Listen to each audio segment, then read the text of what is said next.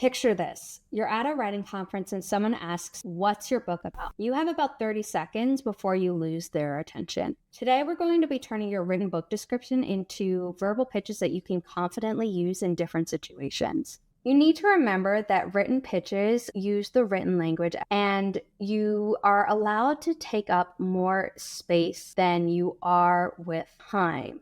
Now, granted, if you speak very quickly like I do, because I actually live in New York City, you might be able to fit in as many words while speaking as you did while writing.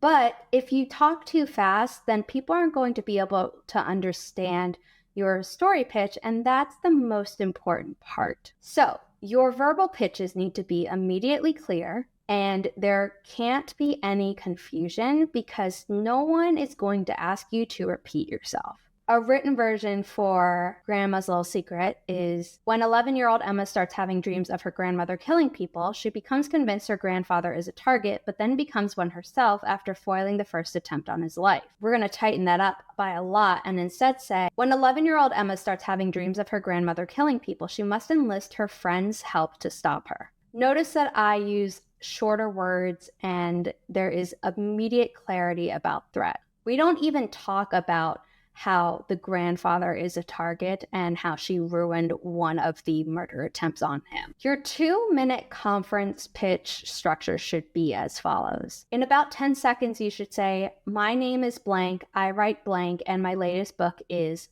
your log line. And then you expand your log line to add context and heighten the stakes. What happens if your character fails? Then you have maybe 5 to 10 seconds to say it's perfect for readers who love Title A and Title B. You can notice I said that really quickly, so you probably don't even need that much time, and time is of the essence in these situations. And then before you finish, you need to say something like, "I'd love to send you the first pages or chapters." Don't promise chapters if you only have the first pages, but you also shouldn't be pitching a book that isn't ready to be submitted in full.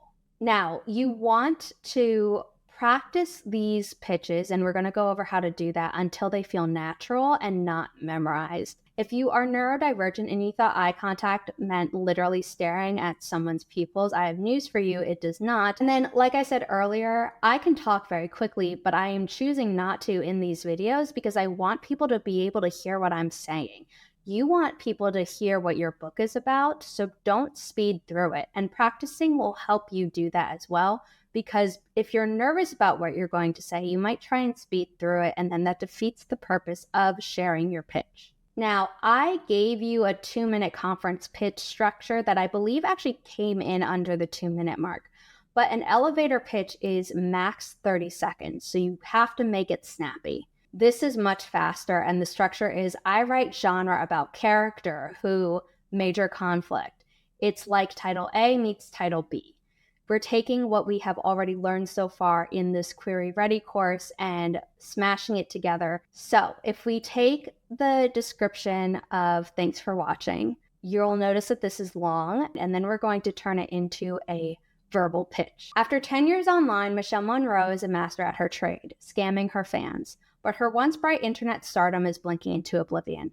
The brand deals are drying up, the views are plummeting, and even her haters no longer care enough to snark. When she spots an ornate scarlet envelope sitting outside her high-rise condo, she realizes her luck is about to change. It's an invite to an exclusive brand trip for the new energy company Excelsior, and the answer is easy: yes, even if she has to tolerate hours with the peers that surpassed her. The worst she expects is a blowout fight or two, filmed of course, from multiple angles. But no one anticipates joining a different kind of mile-high club, witnessing the death of their frenemy at 30,000 feet. Still, the most tragic news of all is that there is no internet on the island, no turn-down service, and only each other and their shared grudges for entertainment.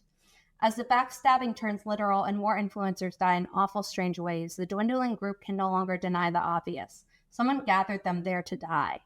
And if I were the author Kate Kavanaugh, my elevator pitch could be, my book is a psychological thriller about social media influencers getting killed off one by one. It's And Then There Were None meets This Will Only Hurt a Little. Here are some principles to keep in mind when crafting your elevator pitch. You want to use familiar reference points or comps.